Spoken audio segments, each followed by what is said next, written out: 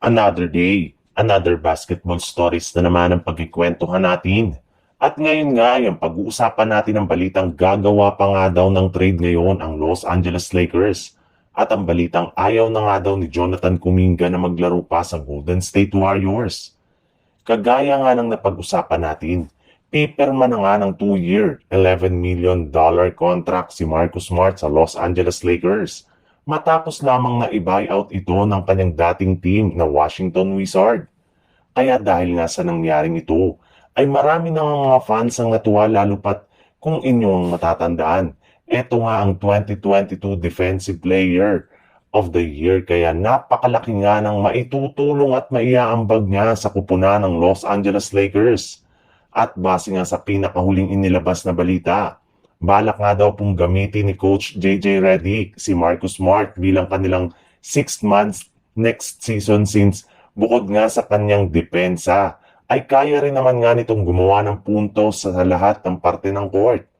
Meron nga siyang mid-range, 3-point shooting at higit sa lahat, kaya nga nito na sumalaksak sa ilalim ng basket na makakatulong para makakuha sila ng kampyonato.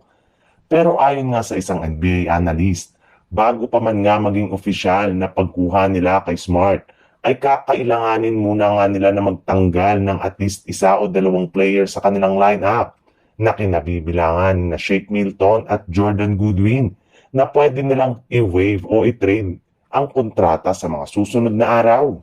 Sa ibang balita naman, mismo ang general manager nga ng Golden State Warriors na si Mike Dunleavy ang nagsabi sa interview sa media na bagamat man nga isa pa rin ganap na restricted free agent si Jonathan Kuminga hanggang ngayon, ay balak pa rin nga ng kanyang team na panatilihin ito sa lineup at bigyan ng bagong kontrata sa mga susunod na araw. Ngunit base nga sa ikinumpirma pa lang ng isang NBA insider, mukhang hindi na rin nga matutulong ang ganitong klaseng plano ng Warriors dahil mismong si Kuminga na nga ang personal na nagsabi sa harap ng media na ayaw na nga daw niya na bumalik pa sa lineup ng Warriors ngayong off-season. Mas gusto na nga daw niya na lumipat na lamang ng ibang kupunan na makapagbibigay sa kanya ng mas malaking oportunidad na maipakita at mapa-improve ang kanyang tunay na laro. Aminado nga ito na hindi nga siya natuwa sa paglimita sa kanya last season ni Coach Steve Kerr at inaasahan nga na posibleng mangyari ulit ito kapag nananatili pa siyang muli sa team.